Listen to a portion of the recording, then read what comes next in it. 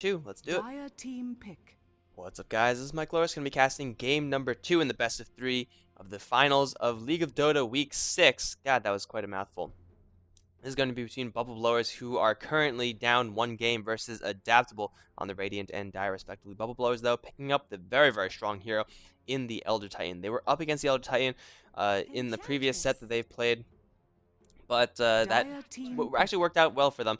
Adaptable once again going to first pick that Enchantress. I think Bubbleblowers made a mistake by not banning out that Enchantress. Usually you would say Enchantress is a hero that you could easily deal with, but the way Adaptable played, they were just so aggressive. They were, I mean, their name is Adaptable, but we'll see if they can play a more slow game if they want to, but do they even have to? They have a Clockwork. They have an Enchantress. They have really everything that they would need to be aggressive. Though this game they ban out the Alchemist, they don't have that aggressive roam that they, or not yet at least, they don't have yet that aggressive roam that really shut down the mid lane and let Jumong win that lane handily over the Storm Spirits that was played by Zoffin. That was really, I think, the biggest part of that game. Their Doombringer didn't get much, but he didn't get killed, which is the important thing. They shut down the mid lane, the Enchantress got big, the Alchemist got the levels up, and then really they just had all the momentum to just keep on killing on the back of a really, really fed, really, really tanky, high damage Dragonite. And a Dragonite that's fed that early on is incredibly scary just because he's so impossible to kill. He has so much armor, he has so much regeneration, he is a threat, so you can't just ignore him. It's really painful, and that's why Bubbleblowers, after picking up the ET as well as the Venomancer, are going to ban out the Dragonite as well as the OD. Just trying to protect the mid lane as much as possible, though. Well, Dragonite is not exactly a purely replaceable hero in the mid lane. You get him with the intent of pushing, with the intent of having that single click target stun. There's not many other heroes that offer you that. So Adaptable, they will have to prove themselves to be adaptable because they're going to be playing a vastly different game. Unless they're just going to be going all out push again, which will be a surprise. They're going to go for Storm Spirit, so they will have a lot of initiation on their side. Storm Spirit as well as Clockwork. I think Lifestealer has got to be the pickup next for them. Between the Storm and Clock, they have every single way of getting into the fight they could possibly want. And unless Bubbleblowers pick up the Clockwork, Lifestealer right now, Adaptable are going to snatch that one up. And then once they have that, the Lifestealer is going to get free farm. It's going, or ideally he would get free farm for Adaptable. He's going to have so many ways of getting into the fight. And Lifestealer is actually pretty good against the Elder Titan. The aura doesn't really matter to the Lifestealer that much. The snapback still hurts, but it'll hurt only half. And then he can just go to town on the high HP hero. That is Elder Titan. So Bubbleblowers, I'm sure they're thinking about picking up that hero now and seeing if they could use it. Didn't really work out for them last game. I think, oh wait, no, Weaver's already banned. Adaptable took that one out as well. Jelpy, in the last set in the semifinals, played a mean Weaver, and he just constantly got everything he had going for him. Though this game, I mean, even if you did pick Weaver, there is Disable on the other end. And on all the other ones, he was up against no disables at all. So Jelpy would struggle a little bit more in theory. In theory only. But it will never be proven because there is no Weaver in this game. Banned out. Bubbleblowers going to go instead for their Bane. Oh, my headset's killing me. One sec, guys.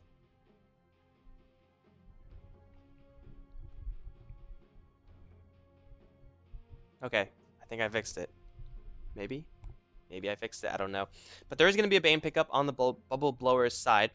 A little bit more of a roaming support squad. Bane Venomancer isn't the scariest, though it is still very capable of getting kills, especially if they put the pressure on the mid lane Storm Spirit. This might just be the kill Storm Spirit set of the week. 5 seconds They're both more than capable of killing him with whoever's in the mid lane, which for right now it seems like it's looking to be reserve time. An Invoker, I want to say. You have a Bane. He outranges the Storm Spirit, he outdamages the Storm Spirit given a couple levels. Would be a very good pickup. Is easily gankable though. Adaptable going to go with the Naga Siren, so they're not going to instant snap that Lifestealer. They're instead going to pick up another support. Storm Spirit Clock going to be their cores unless they want to run Naga Siren as the carry. Something a little bit outdated, still decently effective, but generally not as popular anymore. Will prepare themselves for the enemy to pick up a Lifestealer. But I don't really like Naga Siren support that much, and well, there you go, Lifestealer on the other end. So Jelpy has his hero, though picking him into a Naga Siren is always incredibly risky, because you have to deal with the net, you have to deal with the Song of the Siren, or I guess everyone else in your team has to deal with the Song of the Siren. No, no, no, that's not true. Lifesteal has to deal with Song of Siren because while the rest of your team sleeps, you're raged up and you're 10 panicking because the seconds entire team's remaining. wailing on you. A 5v5 suddenly turns into a 5 5v1. seconds Not remaining. a fun time for Lifestealer. But that's going to be the pick regardless. They'll have the Reserve Bane, time. Venomancer, Lifestealer combination once again, this time swapping out the Elder Titan for, I don't know, I guess the Storm Spirit. Mid lane hero, though, still being searched for by the Bubbleblowers side. Adaptable, most certainly going to put the Storm Spirit in that lane. And a Queen of Pain as the final mid lane ban out. Bubbleblowers, they need a mid lane hero, and I still think it's just got to be the Invoker, right? Maybe it's because I just love the Invoker. Maybe it's because all the other mid lane heroes that are really, really good are banned out. You could go for a Mag or something. That would give Lifestealer a way to get into the fight. Would actually not be terrible. Would be pretty good. Oh, God, I think I have to go Mag. Get Invoker. He's so much more fun than Mag. But either way, they're looking for mid lane hero, Adaptable. Looking for a hard carry, I think. Unless they do a little bit of a switch up in the lanes. It's going to be Clockwork by himself, Naga Siren roaming with Enchantress, Storm Spirit mid, and then they have one more carry hero. They could easily swap out Naga Siren to be a farming role. Enchantress could go with someone else and do the exact same thing. Crystal Maiden would be a fantastic pickup for Adaptable. Very mana-hungry heroes on the Adaptable side. Or they could just go for Doom. That works too, I guess. It worked last time. Why won't it work again? But their options are wide open for them right now. They're going for a very strong team fight, decisive team fight lineup. Their pushing is not as strong as last game, I would say. They don't have a Dragon Knight, so we're probably not going to be seeing another 20-minute game, which is a shame because I love the 20-minute games. They're always guaranteed excitement. 10 seconds remaining. But they have their options open to them. Bubbleblowers, they banned out the Pugna just to protect themselves against any pushing. They recognize the fact that, well, this time they have a little bit more counter push. They have the Elder Titan, which can very, very hard punish the enemy if they decide to push. And Adaptable going to go with the Clinks.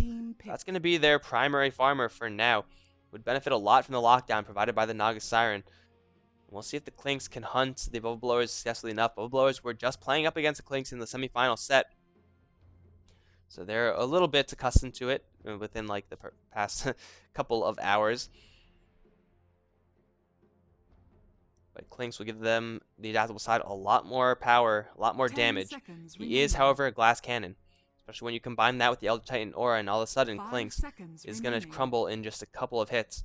Adaptable, their front line isn't the biggest. They just want to buy space for Clinks through the use of Song of the Siren positioning, through the usage of Cogs, through the usage of Enchantress creeps.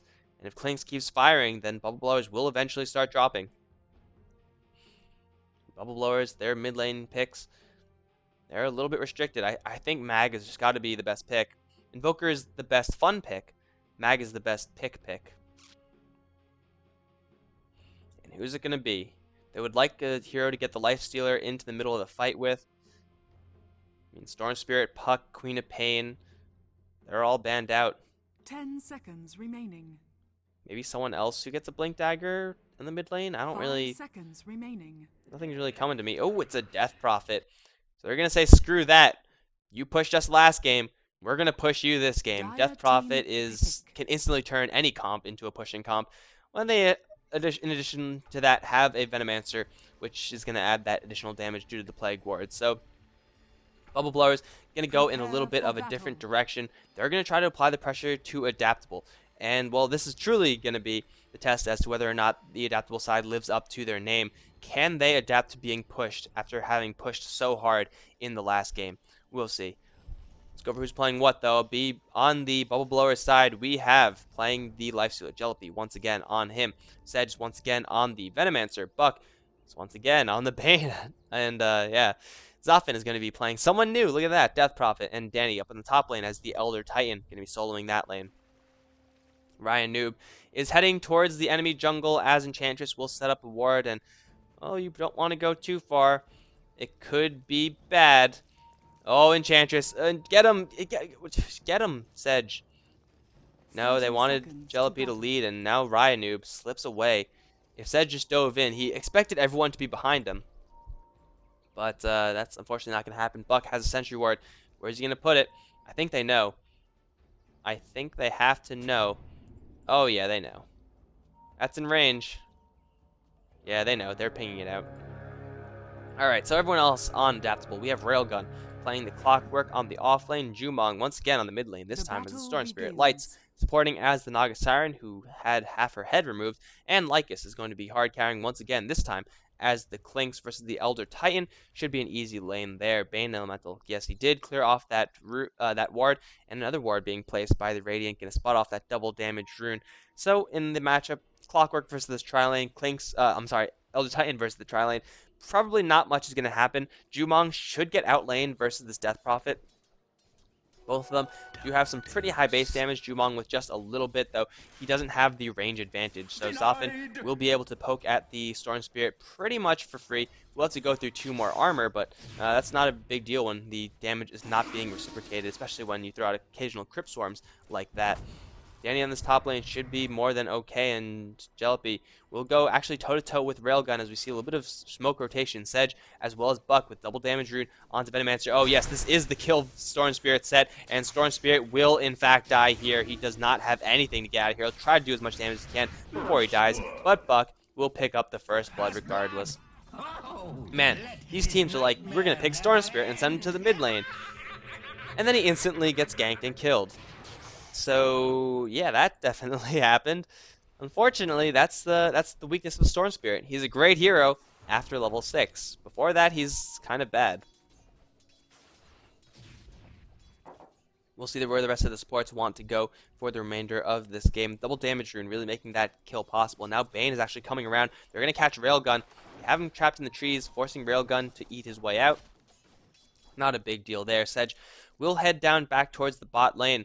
In the meantime, top lane ET going up against Lycus. Hell, Lycus versus ET. Just this matchup alone is a favor that benefits the Clinks. Because although Danny does have some pretty good lane control with the Elder Titan for a melee hero, Elder Titan and Aura is fantastic. Clinks is just unprecedented. It's very, very difficult to outlane a Clinks as a melee hero, any melee hero. Hell, it's even hard to outlane Clinks as a ranged hero. He has so much free damage. I would say Viper could do it. Viper could do anything. Viper's OP as shit. I love Viper. But, yeah, Clinks is definitely going to have an easy time on this lane. Already, Danny forced to use the salve. Does still have 4 Tango charges left for him. But Clinks is going to go straight for his Soul Ring, I think. Don't really imagine this being anything else. He's going to have an easy time. Taking a look back at this mid lane, we do see the most annoying thing of all time, a Harpy, being claimed by the Enchantress, who's not going to be aggressively ganking this game, instead going to be farming up just a little bit more, possibly looking for a push in this top lane versus the ET, but then again, Elder Titan, very, very good at countering those pushes, just lay down a Spirit and then just be done with it. Zafin getting zoned out quite a bit, Jumong taking the CS lead on the back of that Harpy. Hell, even just with that first blood, Jumong's still looking very, very good in this lane. Slowed him down just a little bit, and we have Railgun doing some very, very obnoxious things with Cogs. He's going to get a double push and try to force the creeps down Jalopy's lane. And hell, it's going to work. Jalopy is going to get a lot of experience from this one. It's not really going to bother him too much, actually, so I'm not really sure if that was worth it. In the meantime, Lycus still chipping away at Elder Titan. This is what Clinks does. He just... Oh, God, I'm lagging. Why am I lagging? I shouldn't be lagging. I think it's because I changed some settings on OBS, and then everything is being ugly. But now Ryan Noob as well as Lights, they have the power to kill this Elder Titan. They just have to force him back past this tier 1 tower, which is something that Lycus should be concentrating on doing. Just push out the wave, fire the searing arrows, push out the wave. And Danny, if he gets dove, he's probably going to die, though the smoke is going to run out. I think they could still get this kill, however. Danny's at very, very low HP, and the gank squad is still here. The Centaur has a lot of time before it times out, though the creep wave not really cooperating with them. Lycus has to be pushing this out, but Danny with the Elder Spirit is doing its job. Here comes Centaur, here comes everything. Danny, you gotta hide in the trees. That's your only chance, but even then, I don't really feel too great about your chances.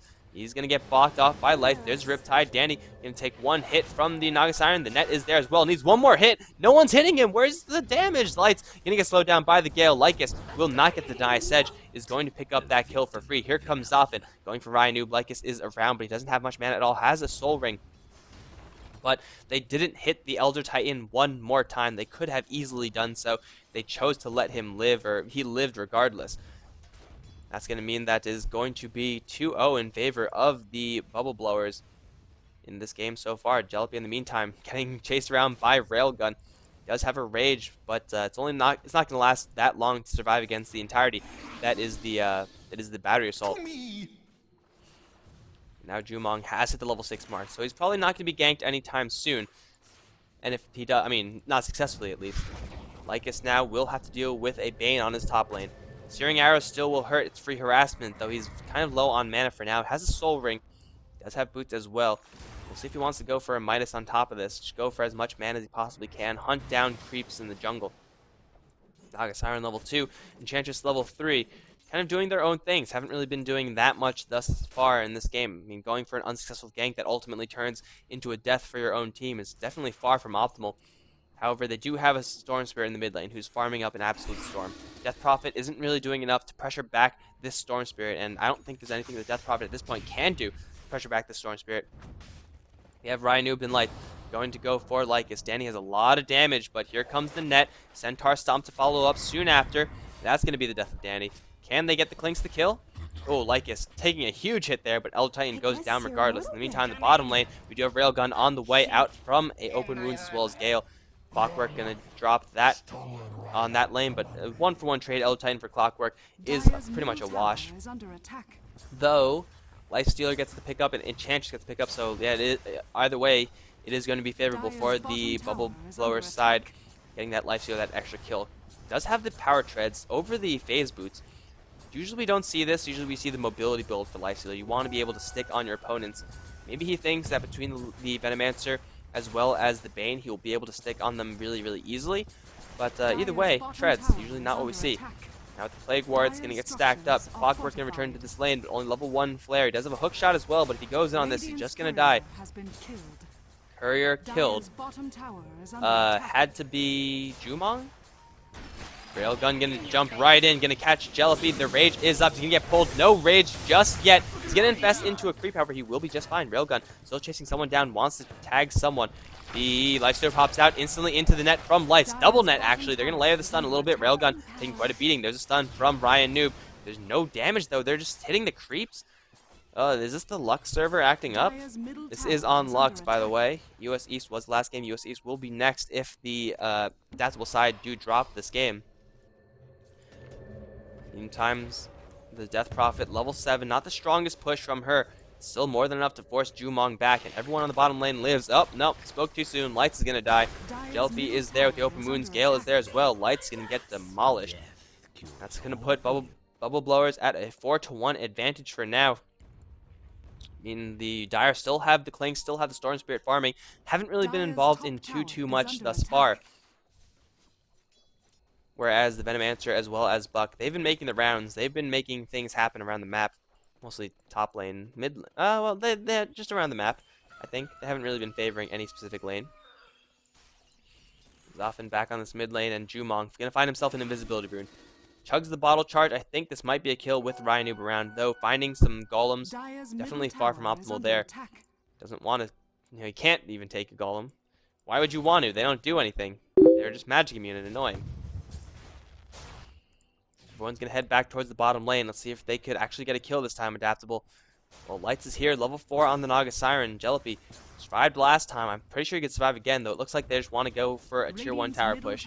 They will get this tower pretty easily. There's no defense from the enemy side. They mass teleport in. Then Brown and Pink are both around. Naga Siren Clockwork can easily start a fight. Tower destruction on the bottom lane, though. It is so far a 1-for-0. Teleportation's coming back. Sedge as well as Zoffin, both in the area, will spam out their nukes, but Jumong looking for a chance to jump in. He's going to go for it, dodging the Crypt Swarm for now. Creep Wave's still there. There's the net onto Zoffin. Will pop the ultimate, but here comes Railgun. Going to catch 2 with a stun. Sedge going to get pulled out of the cogs, but will die regardless. Zoffin is going to stand strong. Jellypy as well as Buck coming in with an infest. Railgun going to drop. Jumong going to try to ball lightning away. Going to burn a lot of mana. He will dodge the last right click, but a Fiend's Grip will seal the deal there. And now Lights on the way out as well. Clinks is going to be very, very happy that he was not involved in that, because that was a 4-man wipe. Buck teleporting in with Jellypy inside him. Value TP right there. 2 for the price of 1. That is going to save the tower. Not only that, going to give them a secondary tower as well. Let's see if Jelly can take it. No, you can't, but that's fine. 8 for 2, and the Bubbleblowers are looking very, very good this game. The Radiance, what's the deal with the Radiant side? Is the Radiant side just that OP? Is that what's going on here? Death Prophet still has several more levels where pushing is going to increase and increase and increase. And 8 for 2, definitely not looking that great for the adaptable side. So, are they truly adaptable? Is this just a fluke?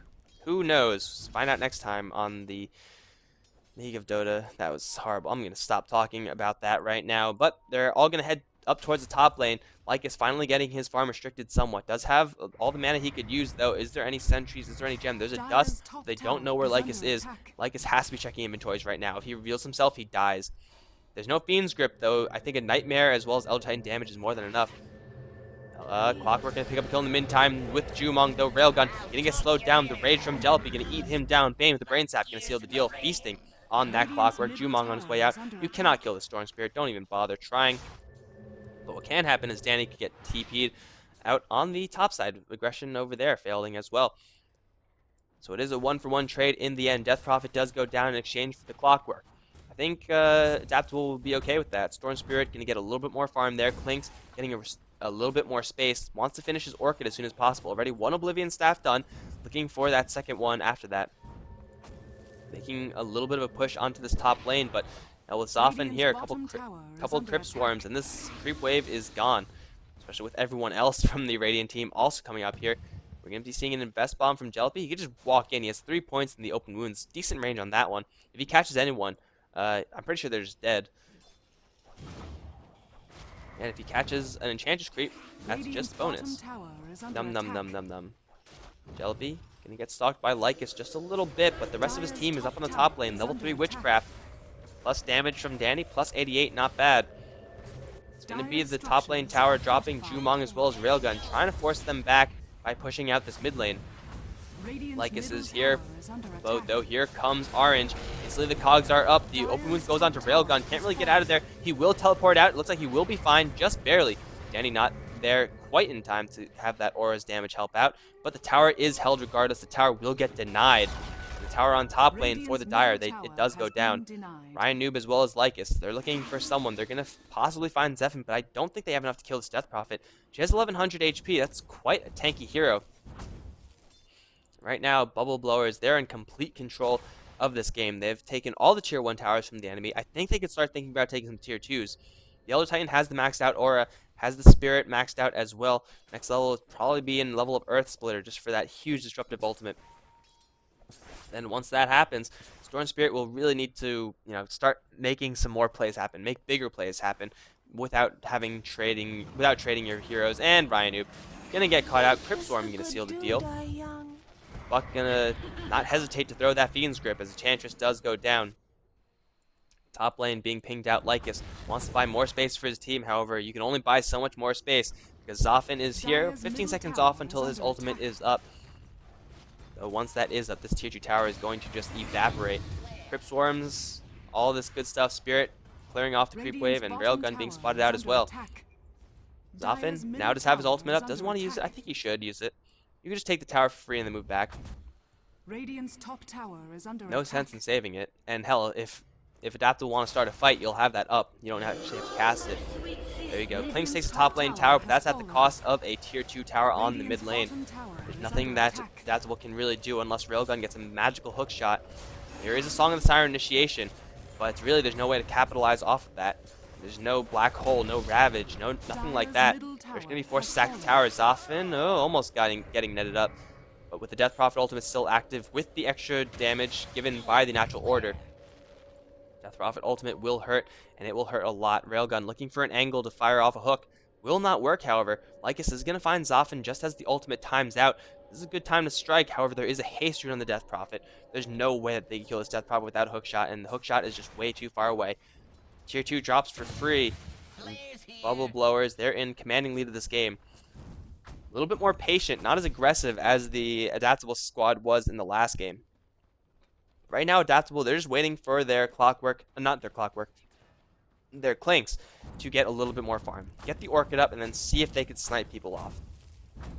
because they don't have any real great way of dealing with his life stealer, just because if they net him up, they can't actually kill him yet, because he'll have Infest, he'll have everyone behind him. They need a way to snipe him off, and that's going to be hard. They're going to be hard-pressed to find that. Lycus can return back up to this lane. You can see how much damage he's doing to the life source. I mean, it's not bad, but it's definitely not enough. Especially if you consider how much damage the life stealer will do right back to him. Now have the push call from Sedge up on the top lane. They want this tower to die, and it looks like it's going to be full steam ahead. There is Dust, there is a Force Staff, there's a Fiend's Grip on Bane. If Klinks doesn't back up, I think he just dies. Clockwork's around the hook shot, but if he goes in on that, it's a little bit dangerous. Force Staff, Fiend's Grip. Unfortunately, no Dust. Oh, they can see him regardless. There's the Dust, and Lycus is now going to get swatted down. Brain Sap doing it. Now the top lane push is wide open. Meantime, Danny is going to be pushing out the mid lane, making so that the Adaptable side cannot wrap their way back into this. They do have Sedge with the Plague Wards. They do have, it's not level 4 Plague Wards yet, but not going to be a huge deal. They do have Zoffin as well. Not yet with level 2 Exorcism, so it's a lot of spirits that could be gained if they wait. However, I think they don't even need the spirits if they don't even need the spirits to push. The extra spirits. They'll definitely need the ultimate for Death Prophet to take down this tower, and they should just go for it. Yes, they will. It's going to be a soul booster into a Bloodstone for the Death Prophet. We'll have it by the 20-minute mark as well. Jelty going to run for it. Oh, Ryan, you probably should move. Oh, you don't want to stand still. That's not what you want to do. It's like Jelpy's like, come at me, bro. I can take all of you at the same time. They're going to do a little bit of a dive. Random Centaur is just lost. Random Stomp as well. There we go. Bloodstone picked up. And Jelpy going to get another open wounds on Ryanu. What are you doing, man? The ensnare is great, but here we go. Earth Splitter going to crack lights back, do a lot of damage. We'll actually dodge the Song. Song actually gets canceled. Railgun jumps right in. Going to kill off the Bane Elemental immediately. Lycus standing his ground, not getting any pressure at all. Railgun's chasing the Death Prophet down, as is the Klinks. But suddenly, the Bubbleblowers, they've overextended just a little bit too much. The Naga Siren was just pure bait. Oh, wait, Jelpy still alive. Howard Jumong. One more hit will kill him off. There you go. Now Ryanu. I don't know if you want to be doing this. I mean, you have a little bit of support, but Jelpy is pretty damn tanky. Couple of hits from the Searing Arrows, and the Orchid will not do it. Now the Armlet Toggle race begins. Can we get odds on Jelpy escaping this race? Here we go, guys. It's the great escape from Jelpy. Can he make it out? He's going to try to TP out of here, and someone's got to follow him. Oh, there's the net. No Riptide, but he doesn't make it out. Armlet Toggle so strong, but not strong enough. And just like that, Adaptable capitalize on the overextension by the Bubbleblowers. They kept on pushing, even without the Death Prophet ultimate. And that costed them that fight. If they had the DP ultimate up the entire time, I'm pretty sure Adaptable wouldn't have gotten the fight that they did. However, they took down the tower and they wanted just a little bit more. They also didn't have a Fiend's Grip. And, well, speaking of Fiend's Grip, it looks like... Do they know? They don't know. Lycus has an Orchid. Use it to kill off that Klinks. He's looking for someone now. He's going to find Sedge. This is your time. Silence, Strafe. No. He knows that there's a Bane Elemental nearby. Not going to take that risk. Instead, going to rat the bottom lane for a little bit. Split push that out. While the rest of the Bubbleblower side just looking for Observer Wards. They want to smoke up right now. And they have a Fiend's Grip. This is their time to do it. There it is. 5-man smoke. And it looks like the unfortunate victim is going to be Lights. Lights, don't go forward. Just don't. It's not safe here. Wait till, like, the explosive action. Lights can last, like, 3 seconds. There's the Spirit. There's the open move. There's the Silence. There's the Gale. Hit, hit. I think Jelpy could have killed him in 2 hits. I think that could have happened if Death Prophet didn't cast the Crypt Swarm, but that's one dead Naga Siren. Let's see if Adaptable can do a repeat of their last fight. You have Jumong on the top lane just pushing that out, but Zephyr now with level 2 on that Exorcism is going to be pouring out so much damage towards this tower, and Adaptable, they don't have any answers to this. They have to let this tower just take damage unless they want to take a hookshot fight, which will be pretty good if they get a good hookshot, but look at this positioning. You can't actually get a hookshot onto more than one person. Actually, you can, but it'll be very, very difficult. Lycus is in the back end. The Death Prophet's still in the front. Lights looking for a Song of the Siren, perhaps. Silence onto Buck. Lycus jumping the gun just a little bit. Will instantly get bashed down by Jelpy. Jumong's going to jump right in. Earth Splitter going to come, crack back a couple heroes. Jellyfeed still standing strong. Railgun going to go toe-to-toe with Jellyfeed. I think Jellyfeed actually might die here. Nightmare, though, will save him just for a little bit. He will live for now. Nothing else is going to hit him, and he's going to be just fine. Clinks is back in this fight, sniping off heroes here and there with a couple searing outs, just not doing enough damage. Light's going to get hit with the Gale once again. He's on his way out, and he's on his way all the way out, if you know what I mean. Tower now at 58 HP, trying to deny it. Bane picks up the last hit there, stop him without the ultimate just yet, but that doesn't matter. There's only 2 heroes here. They could slowly work this tower down. They've already worked the tower down. They can slowly work the Raxes down. Like they're going to work for the range. The rest of the heroes are going to work for the melee. Either way, these Raxes going down. Ryan Noob gets force stabbed in. Beautiful play by this Bane, securing this push and making sure that Adaptable do not get any defense off. It is once again going to be another 20-minute game, it looks like. Really? What are the chances? What are the chances? This time, Bubbleblowers striking back with a vengeance. I think everyone's going to go straight up towards the top lane. They're all healthy. They all have their ultimates up in 30 seconds. And Jumong trying to catch someone on their way out. It's not going to happen. By the time the Bane Elemental ultimate gets up, the Elder Titan ultimate will also be up. Even though ET ult didn't really hit anyone, just being able to force the enemies to move out of where they are is sometimes value enough. Sedge might get caught. He will get caught. Looks like this Venomancer is good as dead. But I think they can afford to push out the Venomancer. They just put everyone up on the top lane. They'll have the grip. They'll have everything. And, well, they still have the Death Prophet ultimate. If they sit back and just chill, then that's the only way that Adaptable can really get back into this game, I feel. Unless Adaptable take a miracle fight, which is still possible. They need a hook shot. They need a lot of things to go right. But really, they don't have that much values. They don't have huge value spells. What I mean by that is that they don't have black holes, they don't have earth splitters, they don't have ravage, they don't have spells that could instantly win you a team fight. They are mostly all single target. Now Buck will get silenced. Nightmare, not going to happen. A little bit of miss micro there by Buck, failing to get in the trees. So Storm Spirit does live. But yeah, Adaptable, they're purely single targets. So they need to be getting single pickoffs. And like not like this. Like Jellypy is just whooping Lycus's ass. And now the Venomancer is up. Now he actually has a Vlad's. I do like this pickup. If you're going to be pushing, you might as well go for Vlad's. Book level 1 on Bane. Book level 2 now picked up on the Death Prophet. It's definitely a little bit overkill. They don't need all of those items to push in and take another tier 3 tower. But hell, they have them and it's a little bit too late anyway. Double smoke up from both teams. Buck does not have a Fiend's Grip. Already used it on the Storm and failed to do anything with it. Rhino is going to ping this out. However, he's going to initiate upon immediately. Burst will not be enough. However, Buck will drop off in the middle of everything. Will unleash the spirits. Here comes Jellypy. 1, 2, 3, 4 hits. Will kill off the enchantments. Already 3 down from Adaptable. Earth Splitter will crack no one back, but it doesn't matter. Double kill. Double kills. As Jumong is the last one alive. Does have a little bit more mana, though now he's almost completely tapped out. One more hit. Will do it. Danny finishes off the team wipe. Everyone down the mid lane. GG has been called. We're moving on to a game 3, guys. We'll see if Bubbleblowers can take it or if Adaptable can pull something out of the hat. 22-minute game after a 20-minute game. We are just being so efficient right now. Blowing through these games, so moving on. We'll see if Adaptable can adapt to this, or Bubbleblowers will plow their way through after taking a 0-1 disadvantage.